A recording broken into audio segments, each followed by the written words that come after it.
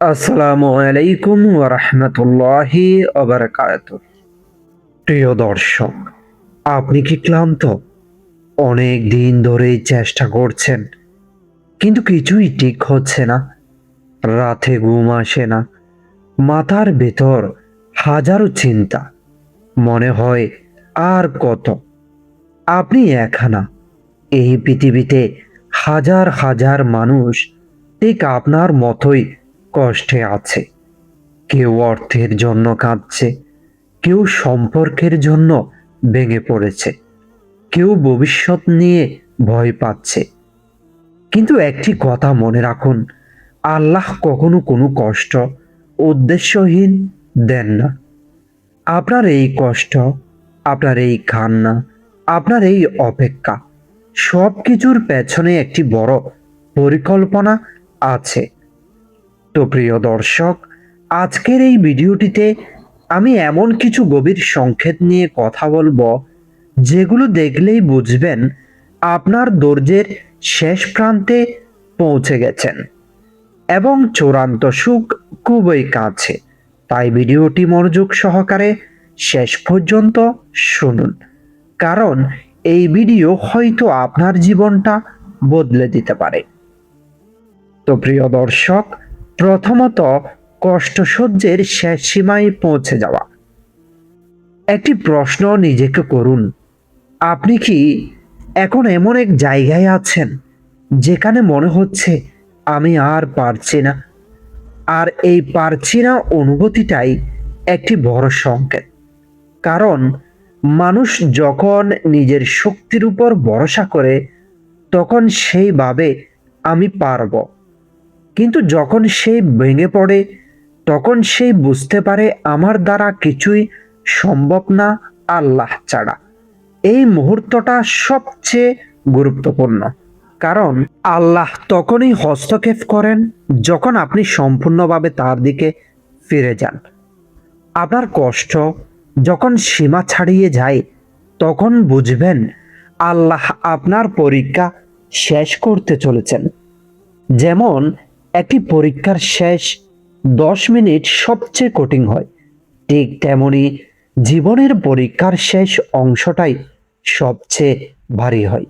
তো প্রিয় দর্শক, তাই হাল ছেড়ে দেবেন না, কারণ আপনি শেষের খুব কাছাকাছি। আপনি কি লক্ষ্য করেছেন কিছুদিন ধরে আপনার কষ্টটা আগের চেয়েও অনেক বেশি বেড়ে গেছে? সব কিছু একসাথে খারাপ হচ্ছে: মানসিক চাপ, টেনশন, অনৈতিক সমস্যা, সম্পর্কের ভাঙন। এটি কেন হয় জানেন? কারণ অনেক সময় চূড়ান্ত সুখ আসার আগে পরীক্ষা সবচেয়ে কঠিন হয়। যেমন একটি রাত যত বেশি অন্ধকার হয়, বুঝবেন ভোর তত কাছে।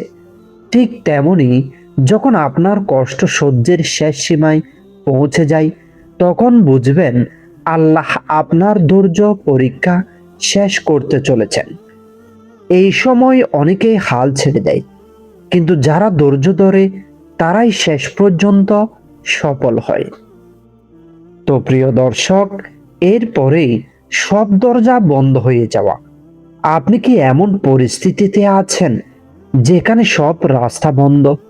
চাকরি নেই, ব্যবসা চলছে না, কারো সাহায্য পাচ্ছেন না। আপনি চেষ্টা করছেন, কিন্তু ফল শূন্য। এই অবস্থাটা খুবই কষ্টের, কারণ তখন মনে হয় আল্লাহ কি আমাকে ভুলে গেছেন? কিন্তু সত্যটা উল্টো। আল্লাহ আপনাকে ভুলে যাননি, বরং তিনি চাইছেন আপনি যেন শুধু তার উপর নির্ভর করেন। কারণ যতদিন আপনি মানুষের উপর ভরসা করবেন, ততদিন আপনি হতাশ হবেন। তাই আল্লাহ একে একে সব দরজা বন্ধ করে দেন, যাতে আপনি একটা দরজাই খুঁজে পান, আল্লাহরই দরজা। আর যখন সেই দরজায় আপনি কড়া নাড়েন, তখন সেটি কখনো বন্ধ থাকে না। তো প্রিয় দর্শক, আপনি কি এমন অবস্থায় আছেন যেখানে আপনি কাউকে বিশ্বাস করতে পারছেন না? যাদের উপর ভরসা করেছিলেন তারাই আপনাকে কষ্ট দিয়েছে। বন্ধু, আত্মীয়, প্রিয় মানুষ সবাই যেন দূরে সরে গেছে। এটি কাকতালীয় না, আল্লাহ অনেক সময় মানুষকে একা করে দেন, যাতে সেই শুধু আল্লাহর উপর ভরসা করতে শেখে। কারণ মানুষ ভেঙে দেয়, কিন্তু আল্লাহ কখনো ভাঙেন না, তিনি গড়ে দেন। যখন আপনার ভরসার সব দরজা বন্ধ হয়ে যায়, তখনই আল্লাহর দরজা পুরোপুরি খুলে যায়। তো প্রিয় দর্শক, এরপরেই যেই অনুভূতিটা হয়, একাকিত্ব এবং ভেতরের ভাঙন।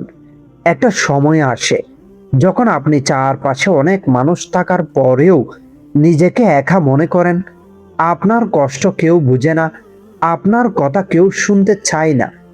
আপনি হাসছেন বাইরে, কিন্তু ভেতরে ভেতরে ভেঙে পড়ছেন। এই একাকিত্ব খুবই ভয়ঙ্কর, কিন্তু এটাও একটা সংকেত।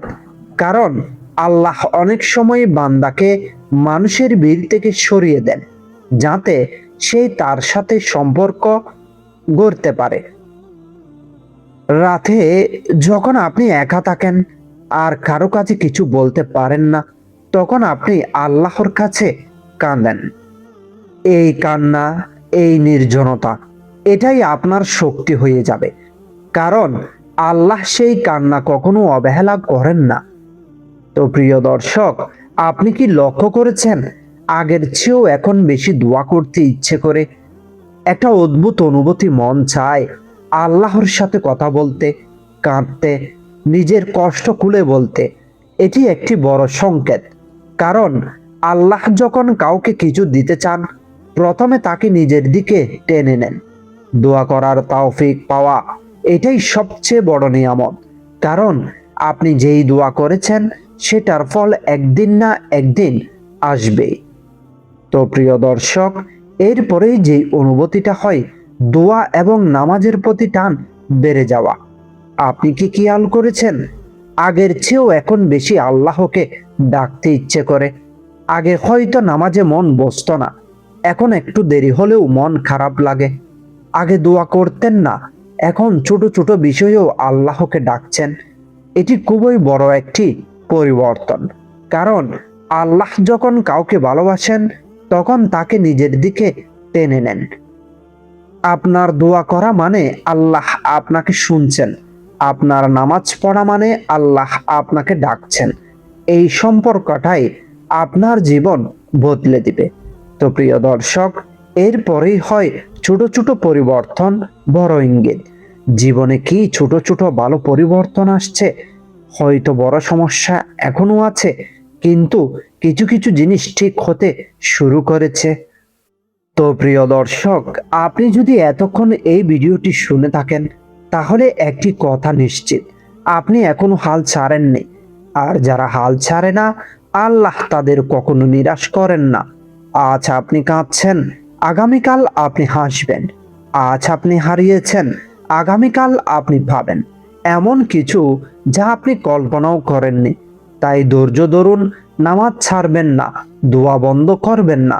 কারণ ধৈর্যের পরই চূড়ান্ত সুখ আসে, এবং আপনার জীবনেও সেই সংকেত মিলতে শুরু করেছে।